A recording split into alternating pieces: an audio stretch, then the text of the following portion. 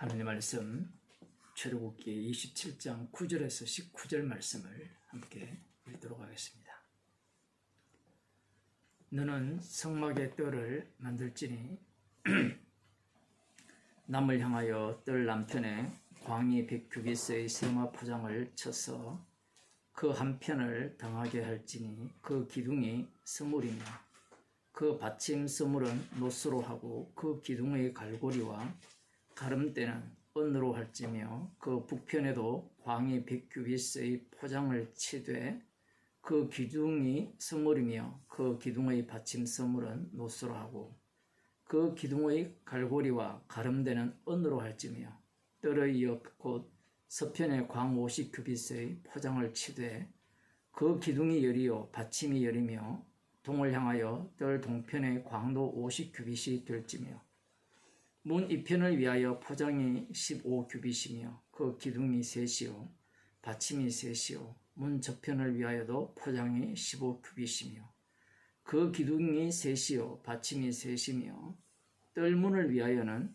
청색, 자색, 홍색 실과 가늘게 꼰 배실로 수놓아 짠 20규빗의 장이 있게 할지니 그 기둥이 넷이요 받침이 넷이며 뜰 사면 모든 기둥의 가름대와 갈고리는 은이요 그 받침은 노시며 뜰의 장은 100규빗이요 광은 50규빗이요 세마 포장의 고는 5규빗이요 그 받침은 노시며 성막에서 쓰는 모든 기구와 그 말뚝과 뜰의 포장 말뚝을 다 노스로 할지니라.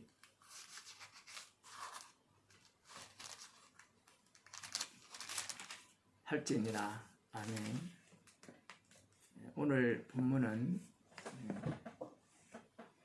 성막이 있고 그 성막 주위에 이제 담장을 치는 겁니다. 쉽게 말하면 담장을 쳐서 무엇을 만들려고 하는 거냐면요, 성소로 들어오는 문을 만들고 그리고 그 안에 제단이나 물두멍을 놓을 그 공간을 만들고요. 그래서 이게 9절에 보면 성막에 뜰을 만들지니 이렇게 말씀하고 있습니다.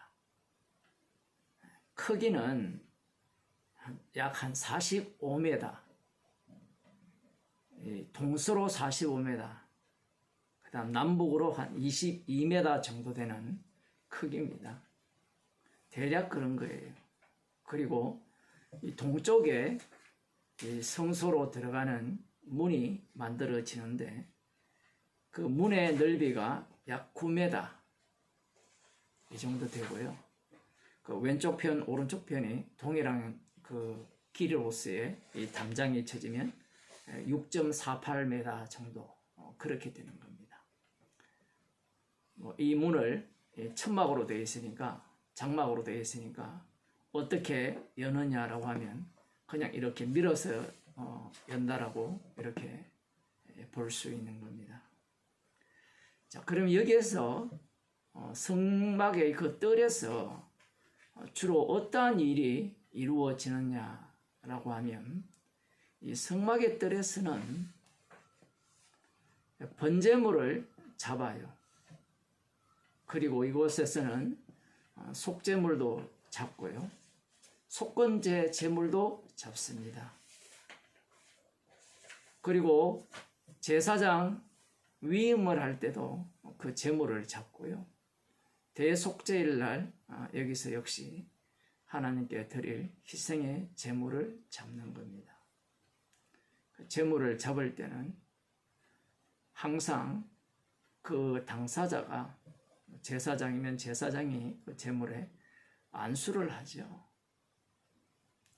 안수를 한다는 것은 동물이 대신 희생 제물이 되었으니까 나는 죄 용서받아서 살았다, 이걸 알려주기 위한 그 안수가 아니라 나는 그 죽음으로, 그 죽음을 증거하는 죄인으로 살아가는 자다, 그것을 알아라고 성막뜰에서 제물을 잡아서 피를 흘리게 되는 겁니다. 그러하다면 이 성막들에서는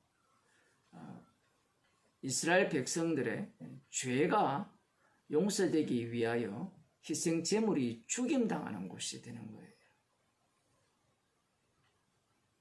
그런데 방금도 제가 말씀드린 바와 같이 이스라엘 백성들은 이 성막들이나 뜰을 어떤 식으로 생각하느냐라고 할 때는요, 성막들에 있는 제단이 되었던, 아니면 그곳에 있는 물두멍이 되었던, 아니면 그 뜰에서 잡는 희생 제물이 되었던 그 모든 것들이 자신들을 위해서 있다라고 생각을 하는 겁니다.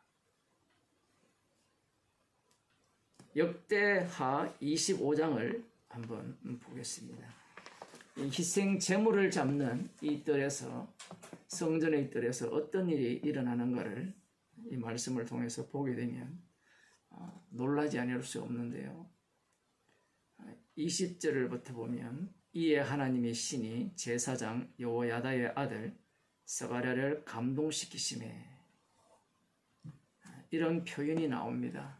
지금 이때는 어떤 시대인가 하면요, 요아스라는 왕이 통치하는 시대입니다. 요아스 이 왕이 어떻게 왕권을 얻게 되었는가? 그것은 바로 방금 나오는 여호야다. 이 여호야다가 당시의 대제사장이거든요. 이 요아스가 왕이 되기 전에 아달랴라는 그 요아스의 할머니죠. 이 할머니가 자기 아들인 그 왕이 죽임을 당함을 보고, 아시아라는 왕인데 이 에후에게 죽임을 당한 이후에 이 예루살렘에 있는 왕족의 씨를 말려버리면서 자신이 왕의 자리에 오르게 됩니다.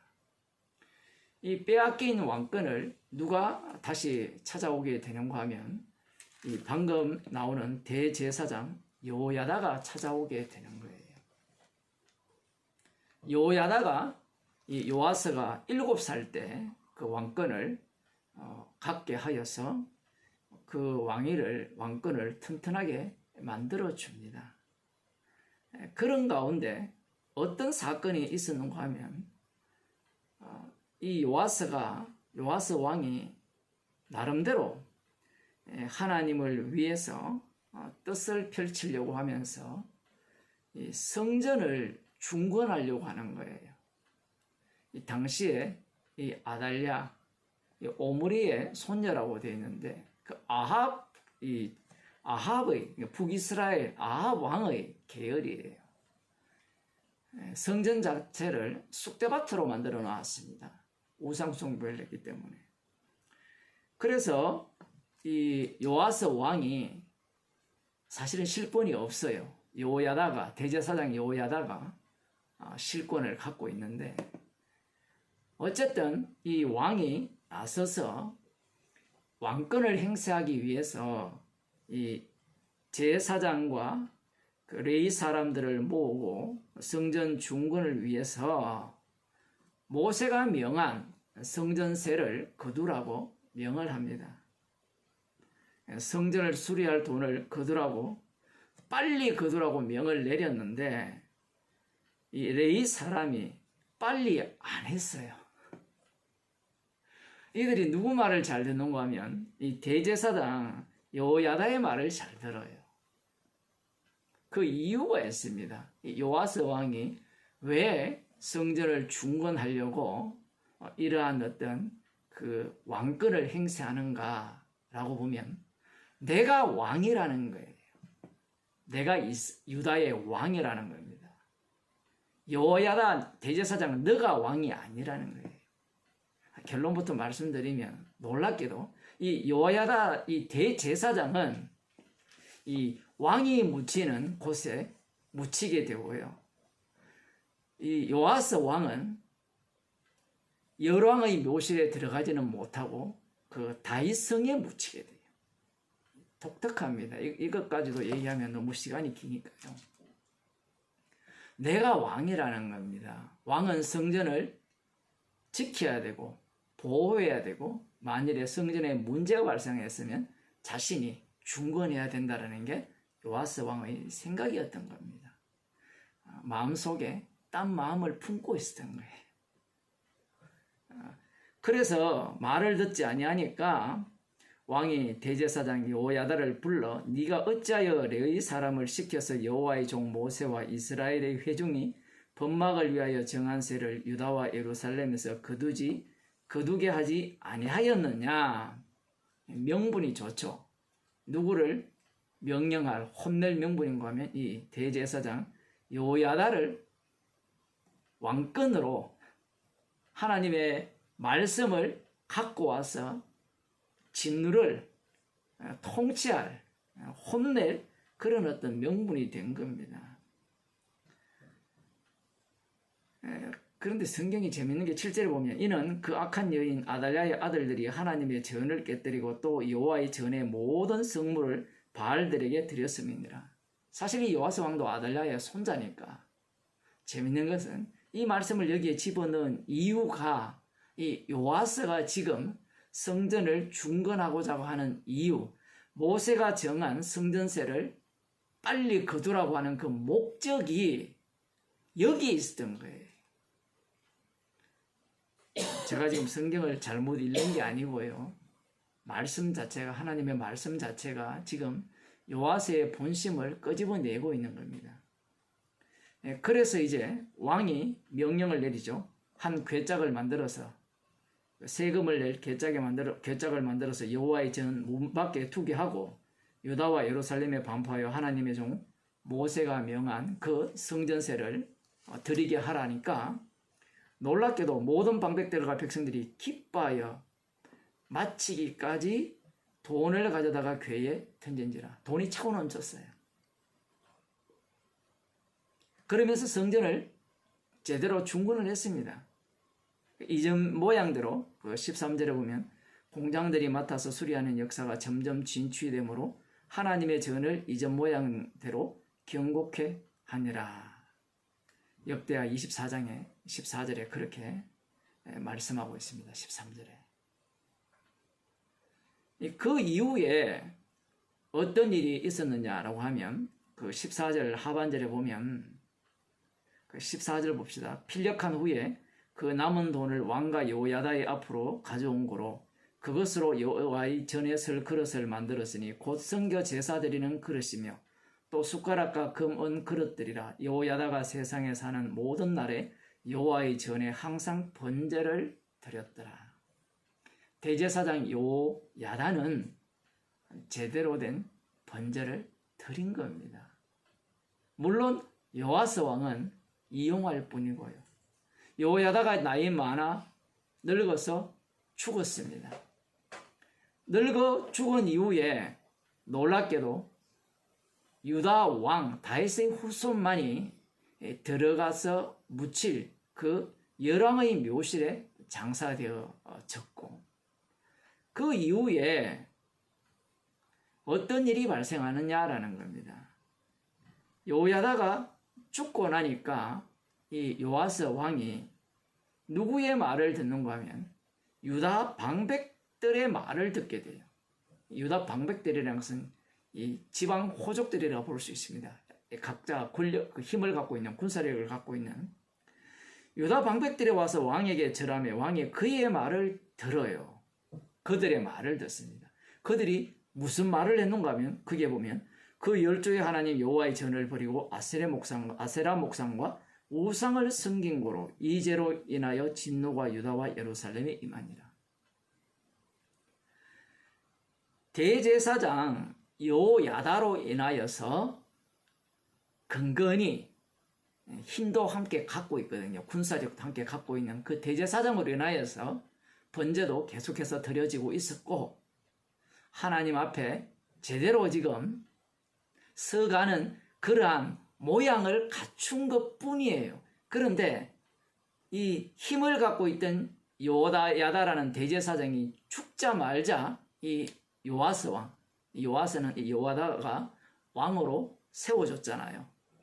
그래서 이 죽자마자 이 여호와스 왕은 방백들, 유다의 방백들을 말을 듣고 다시 이 예루살렘을 아세라 목상과 우상을 섬기는 도시로 탈바꿈시켜버립니다. 빨리 모세가 명한 성전세를 거두어서 성전을 중건하라는 이유가 무엇인가 하면요, 지금 대제사장 여호야다를 자신과 라이벌 관계로 보는 거예요. 그런데 여호야다는 그래, 당신은 그렇게 보든지 나는 여호와께 항상 번제를 드리겠다.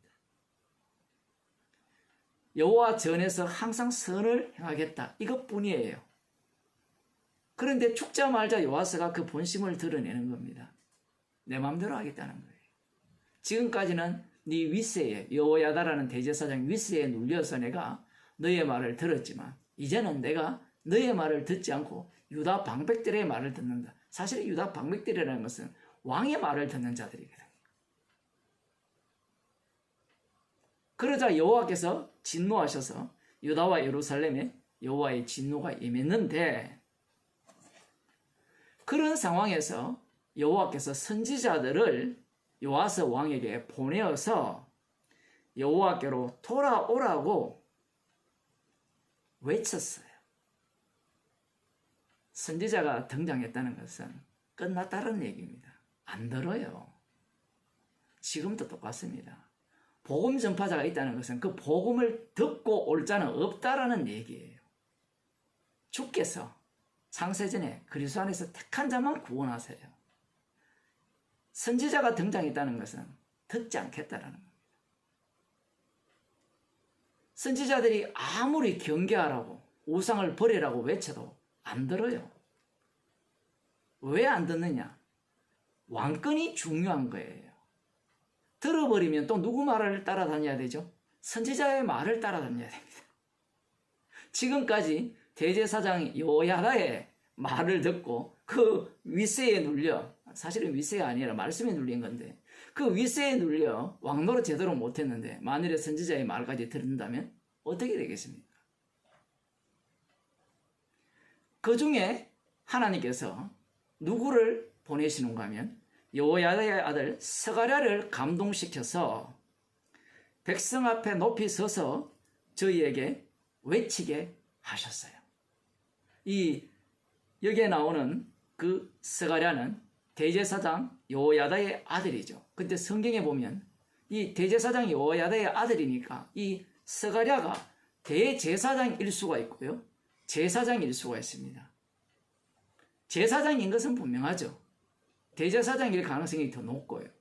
그러나 그 부분에 대해서는 지금 언급하고 있지 않기 때문에 제사장으로 보시면 되는 거예요. 감동시켜서 여호와께서 말씀하시기를 너희가 어찌하여 여호와의 명령을 거역하여 스스로 형통치 못하게 하느냐. 왜 여호와의 말씀을 거역하여서 스스로 너희의 길을 막고 있느냐. 그러면 이 말이 좋은 말입니까? 나쁜 말입니까? 좋은 말이죠.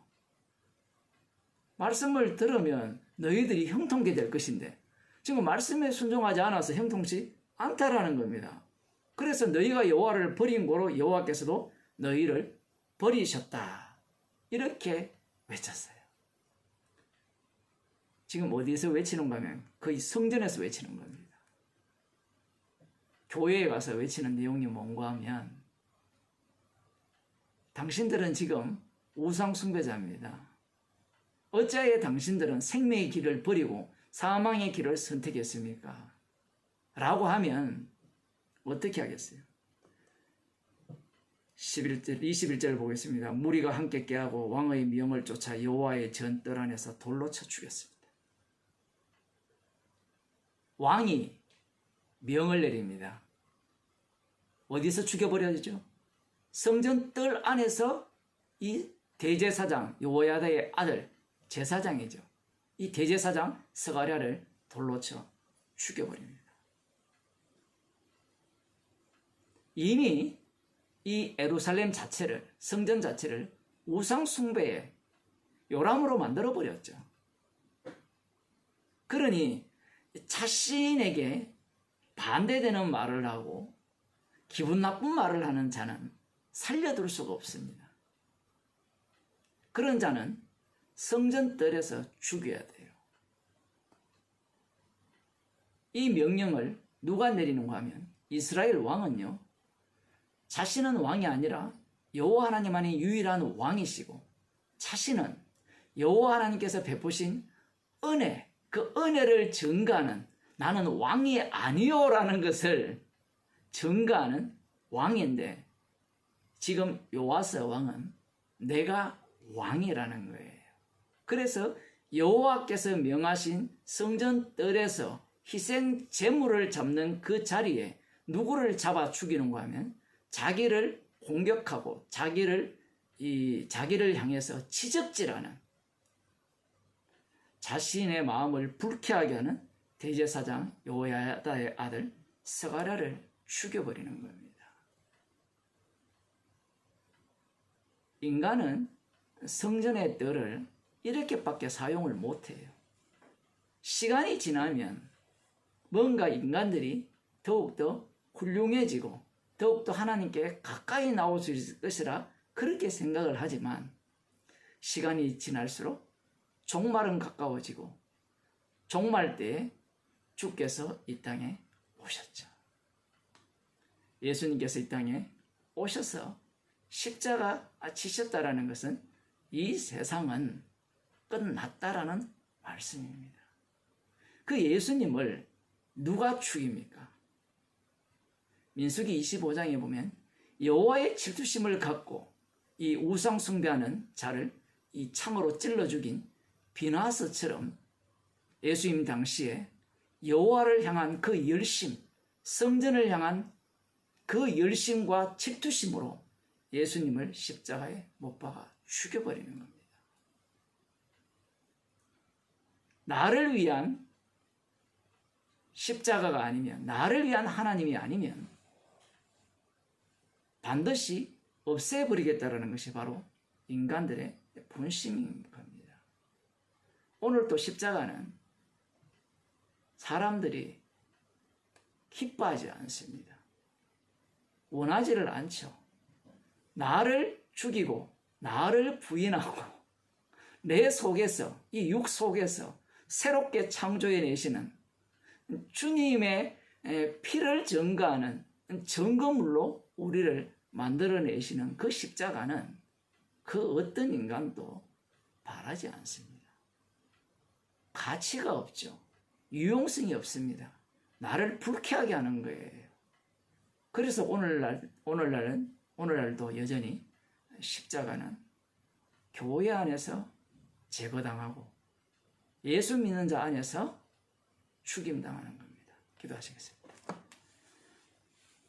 하나님 아버지,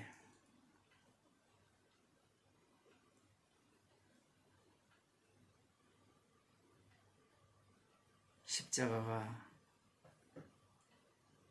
나에게 도움이 되지 않기에 여지없이 제거해버리고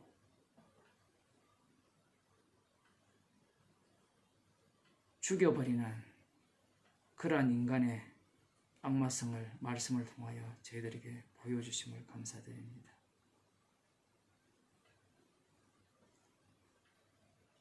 이러한 죄인을 주께서 십자가의 피능력으로 용서하시고 새로운 피조물로 만드셔서 주님의 죽으심만을 자랑하는 정가는 증인으로 삼아주심을 감사드립니다. 십자가 외에는 자랑할 것이 없는 자로 저희들을 살게 하여 주옵소서. 예수님 이름으로 기도드리옵나이다.